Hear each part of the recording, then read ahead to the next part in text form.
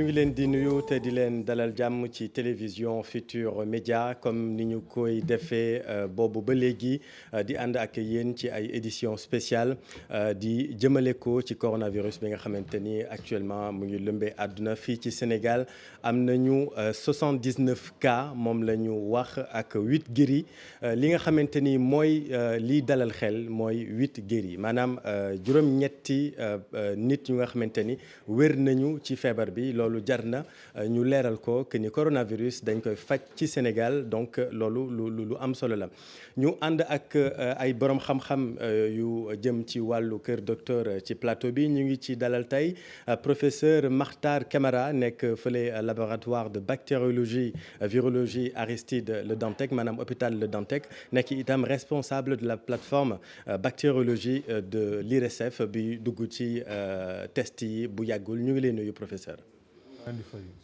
ñu ngi ànd ci waxtaan wi itam ak le docteur Boubacar Signaté nekk médecin urgentiste fële ca SOS médecin ñu ngi leen nuyu docteur. maa ngi leen di fay. ànd ci waxtaan wi itam comme ni ñu ko baaxoo ak Souleymane Niang nekk directeur de l'information du groupe Futur Média ñu ngi leen nuyu Souleymane. maa ngi lay fay Chérif di nuyu suñu mbokk téléspectateurs yi. di ànd ci waxtaan wi itam ak Abdoulaye Cissé bi nga xamante ni rejoindre nañu ci plateau bi dinañ ko jox kàddu gi léegi. Le président de la République Macky Sall doit prendre la parole incessamment xam ngeen ni bi mooy nekk ñaari yoon njiitu réew mi di yëkkati kàddoom jëmale ko ci li nga xamante ni moo dal ci àdduna bi dal fii ci Sénégal muy ñaareelu yoon Souleymane bu njiitu réew mi nar a wax ak sénégalais yi. ci njëlbeen njiitu réew bi jëloon kàddu. gannaaw bi feebar bi dugg ci biir dëkk bi. bi mu jëlee kàddu nag gannaaw bu mu waxtaanee ak borom xam-xam yi mooy médecin yi. ak képp koo xam ne da nga bokk ci ñi nga xam ne noonu la ñu tegee dispositif riposte bi la jëloon dogal yu mu jëloon yi bokk na ci tëj école yi bokk na ci tere daje yu mag yi bokkoon na ci fomm festivités yi nga xam ne moo war a marqué 4 avril bii di ñëw waaye li ñu ci gënoon ràññee bokk na ci tamit dogal bi nga xam ne jëloon na ko pour gën a renforcer surveillance yi ci frontières yi ak ñi nga xam ne ñoo nekk ci terrain bi di médecins yi personnel médical bi ñu renforcer aussi seen sécurité notamment avec équipement personnel mooy équipement individualisé yi nga xam ne ñoom la ñu sol bu ñu dem di def ay prélèvement wala bu ñu jël en charge ñi nga xam ne ñoom ñooy ñii feebar wala ñi njort ñi dañoo feebar parce que processus la tey nag ñu koy xaarandi muy deuxième intervention am ñëpp toog nag dekk seen nopp di ko déglu ndax bëgg nañ xam tey lan la indi ci suba ba tey conseil national de défense bi nga xam ne mooy daje altine bu nekk ñu ngi daje. xëy na bu génnee ci loolu lay indi ay yeneen i dogal waaye kan mënu la wax ban dogal la mën lay jël bëri na nag ay spéculation ñi naan lii lay dogal waaye gannaaw waxu ko kenn du mën a xam lan lay décider waaye xam nañ ni tey bés bu mag la boo xam ne. Surtout quelques heures après bi ñu indee bilan bi nga xam ne moom nga wax sànq.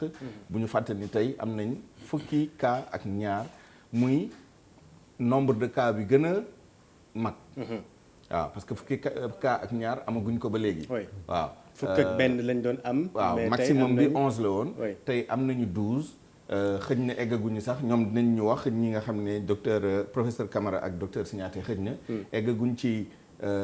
Croissance exponentielle bi ñu doon tiit au début waaye yokk bi mu ngi incrémental di yokk nànk-nànk di dem te loolu tamit bokk na si li nga xam ne war na tax ñu bàyyi xel ci situation bi ni muy évoluer waaye daal dinañu xam lan lay wax tey xam naa yàggatul fii dans 10 minutes exactement njiitu réew mi dina jël kaddu Abdoulaye Cissé maa leen ko doon wax fekk si nañu ci plateau bi ñu ngi leen nuyu Abdoulaye. maa ngi fay Chérif di nuyu suñu gan yi. di am mbégte di la dalal ci plateau bi question bi mu bëggoon laaj professeur Makhtar Camara bu ñu xoolee tey jii am nañu 8 personnes yu nga xamante ni wér nañu. ci feebar bi te loolu day baax itam askan wi di ko xam est-ce que loolu mën nga ñu ci indil ay leeral. jërëjëf Chérif je pense que loolu moom dina contribuer bu baax si dala xel ñu ci. tuuti surtout waa Kër Docteur.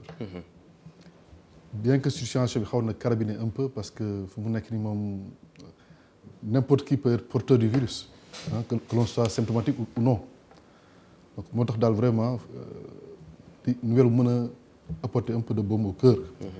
Surtout aussi rassurer un peu la population pour dire que sunu fajkat yi ku mel ni docteur Signaté vraiment am nañ xarañte.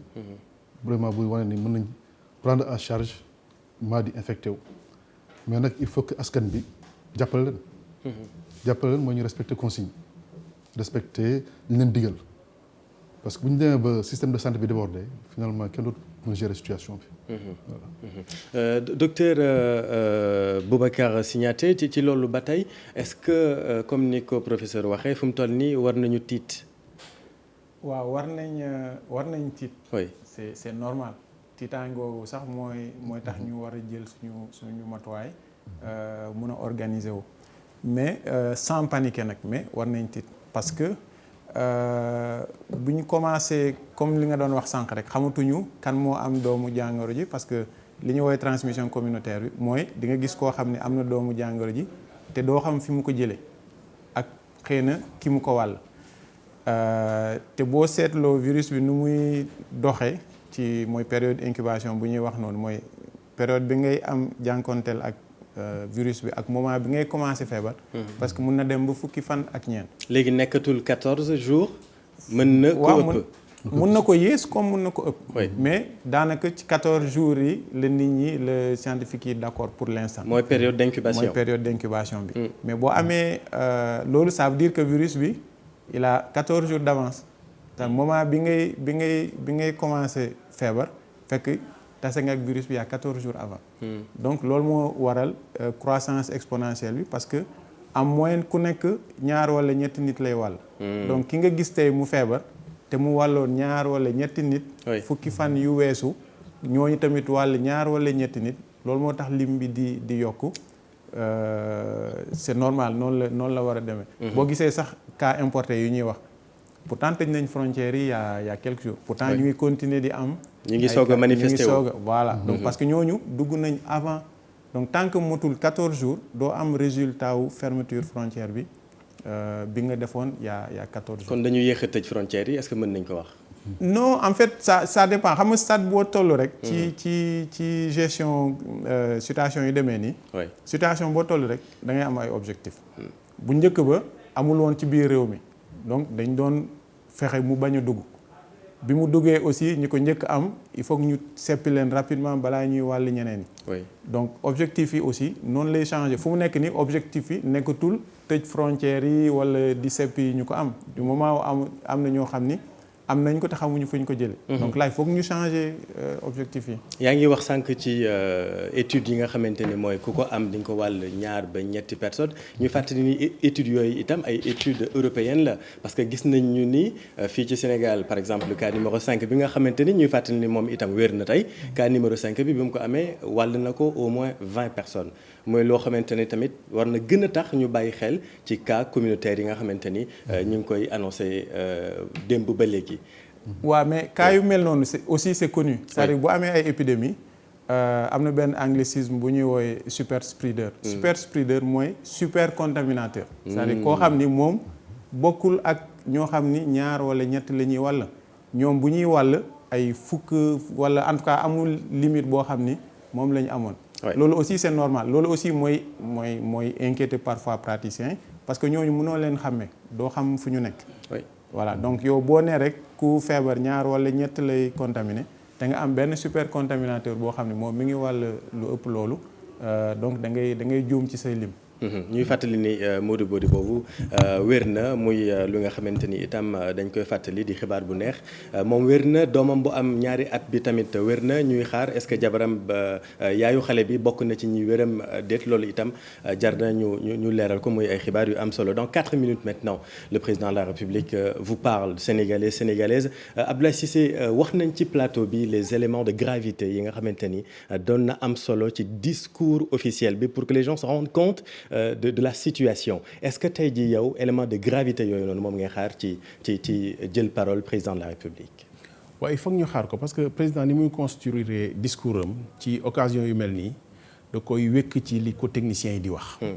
c'est-à-dire moom kàddoom autorité politique la moom moo yor décision bi mais lépp da koy wékku ci li ko techniciens yi di wax comité bi nga xamante ni ñoo wër ministre de la santé te muy commission épidémiologique bi ñooñu bu ñu jàngatee ci li ñu wax depuis quelques jours docteur Camara wax na ko Signaté aussi nëbbu ko c'est-à-dire am na njàqare boo xam ne nii feeñ na ci xeet yi nga xam ne nii moo feeñ cas communautaire yi ñun lu ñu mënul a maîtriser la mooy wane cas communautaire pour ñun profane yi ni ñu ko déggee ak noonu la sax mooy ka nga xam ne moo ko wàllaate xamuñu ko ñamu ko wàll it xëy na gisuñu leen te loolu mooy indiwaat solo yi moytu ndaje yi solo yi ndaje yi parce que ndaje moom ku nekk ngi fa te ku ne mën nga ko jox ñaar fukk ca na fa ne ñaar fukk ñooñu ku ne mën nga ko jox yeneen i ñaar fukk. balaa su bay jox kàddu gi Souleymane juste rek Abdoulaye nga baal ma ci cas communautaire yooyu est-ce que mën nga ñu wax exactement lan mooy danger bi ci cas communautaire yi. Abdoulaye. mooy ñooñu xamuñu fu ñu ko jëlee te aussi kenn xamul ñoom aussi ñan nañu tasel bañ ko amee ba léegi. moo tax fu mu nekk ni mbir bi dafa yéem ba xam ni foo ko nattare romb na ko. mu nekk ni 79 cas dañuy gis mais xëy na ñu ngi peut-être 1000 cas. subhanallah 1000 cas positifs qui circulent loolu moo tax vraiment ku nekk na toog sa kër. bu kenn demal di jokkalante yi dañ ko bàyyi même le transport en commun il faut l'arrêter aujourd'hui même. Moi si j'étais le président je vais arrêter le transport en commun que nit yi am oto jël oto. Ndiaga Ndiaye Dakar Dem Dikk ak ñoom seen yëpp waratul. dara waratu si. Parce que même si on respecte la distance de 1m50 là ce n'est plus sûr. man daal loolu mooy sama xalaat quoi. Abdoulaye ñu bàyyi la nga yeggali. lu xam nga ñoom ñooy docteur Camara xam naa ne dafa sañul wax ni xelal na ko président mais bu ko junjee. c'est parce que c'est dans le tuyau. très bien après nag dinañ ko arranger. pour mu adapter ak suñu socio-économie suñu sociologie réew. mais mënul tey président mënul ñàkk a annoncer ay décisions. du lu ndaw quand même. arrêter transport public bi. waaw mesure bu am impact la. parce que arrêter transport moom mooy en quelque sorte arrêter nit ñi seen circulation mooy li mu wax li nañ toog suñu kër yi. ku nekk yem fi nga yem ñi génn muy ñi nga xam ne mënut a ñàkk. moom mooy médecin yi moom mooy urgence yi moom mooy sécurité bi moom mooy ñi nga xam ne seen liggéey. moo laaj ñu génn waaye.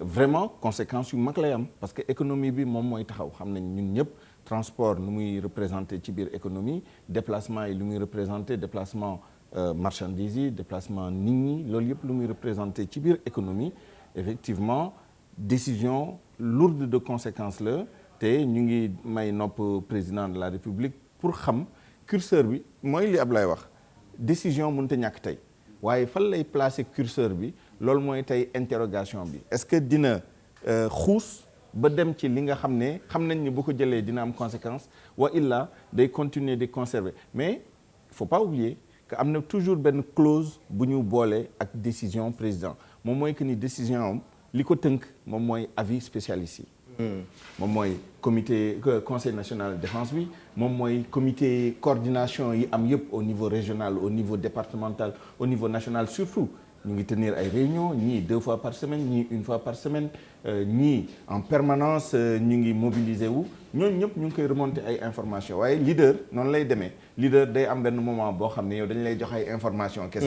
yow yaay xool li war nga jël ko te bu boobaa di nga ci wéet waaye wéet boo xam ne da ngay ñaan yàlla dimbali la ci te conseils yi ñu lay joxee ak information yi ñu lay jox yi dimbali la nga jël les bonnes décisions. waaye yaakaar naa ni Sénégal yëpp pare nañ pour ñu jël les décisions les plus hardies pour arrêter maladie bi lu ko mooy dañ koy rëccu ëllëg mooy li mu wax li bu demee ba ëpp loxo tamit fii la ñuy toog naan waroon naag waroon nañoo et cetera. C'est le moment ou jamais de prendre les décisions il n'est pas encore trop tard. te yaakaar naa ni njiitu réew mi dina ci ñëw ci kanam tuuti yàggatul léegi dina jël kàddu gi ngir wax nan la yëf yi nar a demee face au coronavirus ennemi imperceptible loolu moo gën a tax yëf yi metti rapidement docteur Signaté ñu yokk ci ne arrêté tey ji transport public bi comme ni ko professeur waxee peut-être ça équivaut à stopper l'hémorragie est-ce que mën nañu ko waxee noonu.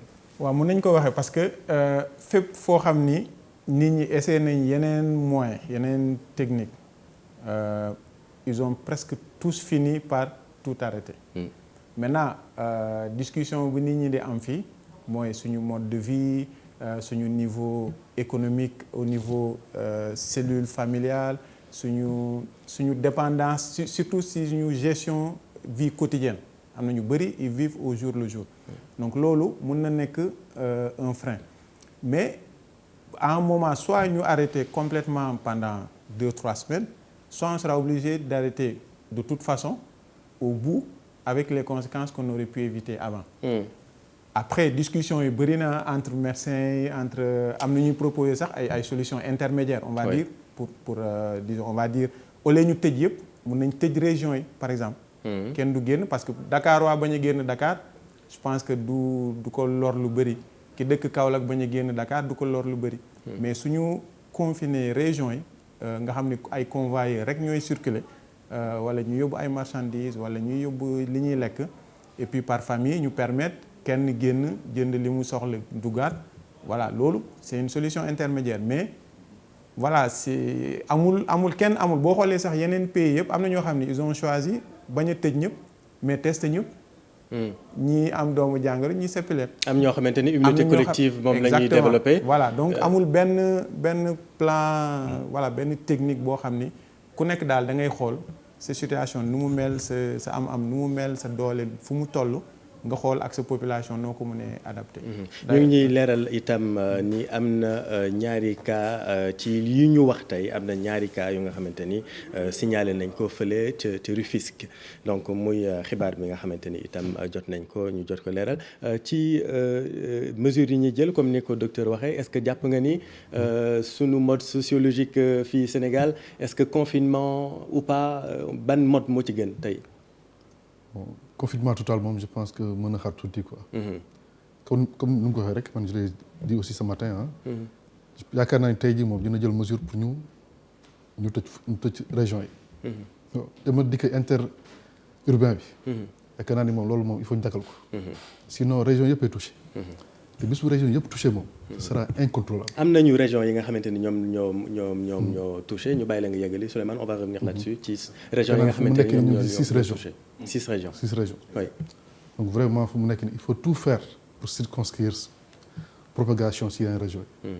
te là mooy ni mu wax rek il faut ñu jéem a jël des mesures fortes. en commençant par tëj Dakar est-ce que lu ñu mën a xaar la. tëj Dakar tëj yeneen yëpp. oui.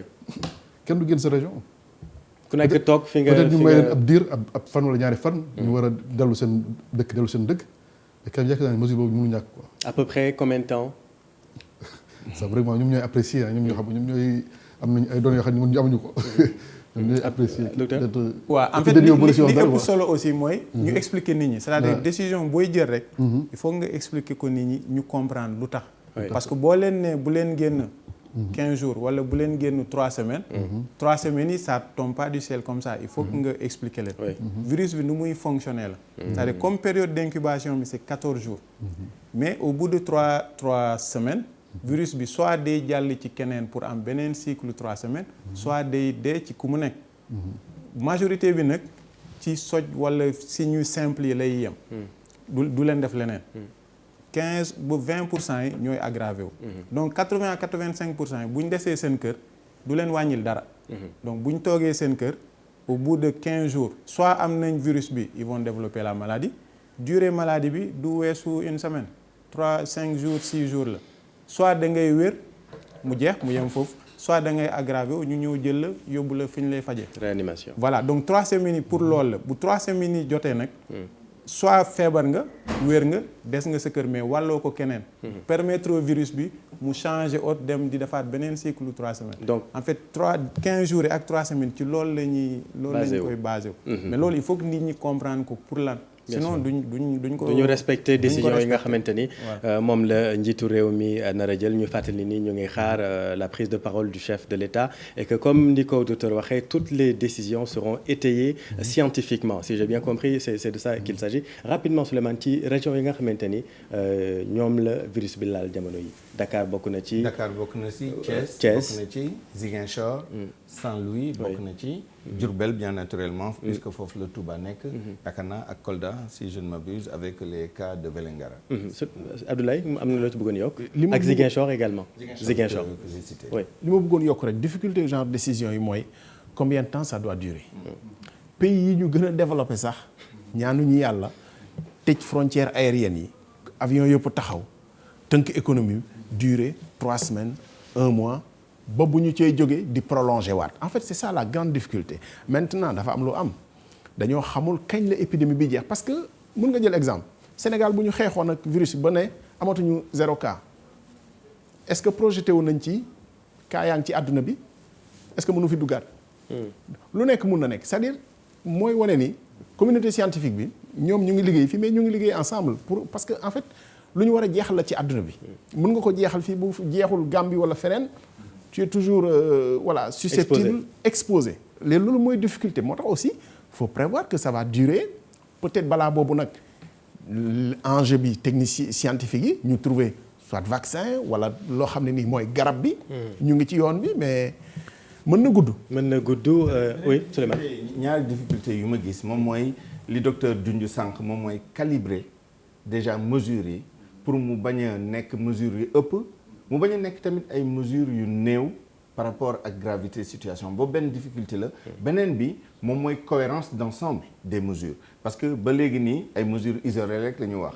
tëj frontière wala tëj circulation wala et cetera mais loolu doyul parce que mesure boo jël day am répercussion ci yeneen secteur économie par exemple nan ngay accompagner nit ñi boo jëlee mesure de restriction de la circulation des personnes et des biens nan ngay compenser économiquement nan ngay fexee ba chaque région am suffisamment de stock ressources yi pour que urgence yi ñu mën leen gérer bu nit waree jóge ci benn région dem ci beneen région te mënta ñàkk ak yi ni mel je pense que difficulté bi aussi foofu la nekk nan ngay packager les mesures mu nekk un ensemble cohérent boo xam ne bii yow antan nga ko sa koom-koom antan na ko sa askan antan nañ ko nit ñi dinañ ko nangoo supporter parce que yooyu yëpp ay éléments yu am importance la parce que ñu ngi wax nii confiné mais est-ce que les gens vont accepter d'être confinés est-ce que bu ñu jëlee décision bi am nañ les moyens en termes de force de l'ordre force de sécurité pour faire appliquer faire respecter et éventuellement sanctionner bu nekkee am na ñoo xam ne dañoo contrevenir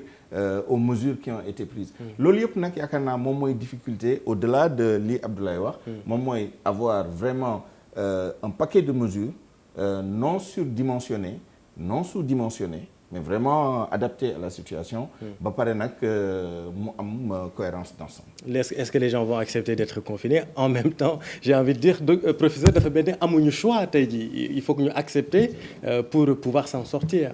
je pense que askan bi si boppam ñu war a am conscience boo xam ne fu mu nekk waruñu xaar sax ñu leen di confiner. ñoom seen bopp pour aar seen bopp pour aar seen entourage pour aar waa Sénégal yëpp ñoo war a décider confiner seen bopp. di génn que vraiment que quand c'est nécessaire quoi. Oui. Vraiment jokkalante moom vraiment il faut mu wàññeeku. mais question pratique quand même. bu ñu gisee que ni ñun Sénégal on vit en famille. da ngay gis benn kër dina am au moins 10 à 15 personnes. Je pense que ñu bari ñi dañ koy dund Sénégal tey jii mardi imch bu ci kenn ci ñoom amee jàngoro bi. te dañuy wax toog leen seen kër nan la kooku war a def. parce que kenn amee jàngoro bi moom. oui. donc on va suivre toute la famille. oui. d'abord les confiner. Mais également, je pense qu'il y aura des mesures d'accompagnement par rapport aux entourages. On va essayer de retracer un peu l'historique de cette personne-là. Est-ce qu'avant le confinement, elle était en contact avec cette personne était en contact avec d'autres personnes ou pas? Oui. Tout ça, c'est vraiment compliqué. Hein? ay question yu terre à terre la mais je pense que foofu nit ñi yooyu lañ soxla fu mu toll nii pour ñu comprendre exactement. Docteur Siato épidémie donc day fi mu nekk parce que toog leen seen kër bi c'est ça toog leen seen kër mais xëy na peut-être ñi toog seen kër tey jii am na ku ko ci am mais à partir de ce moment nan la ñuy def. ku si am warul génn normalement patient bi warul génn. oui bu commencé xam ni xaat na yaakaar na feebar baa ngi si moom dafa war a woote am na numéro vert. warul génn moom du tout. 800 00 50 50. waaw bu njortee rek war na commencé déjà takk masque. voilà ça c'est important. di ko changer tous les 3 heures te saa yu ko changer raxas loxoom décontaminer masque bi vraiment. maintenir benn distance.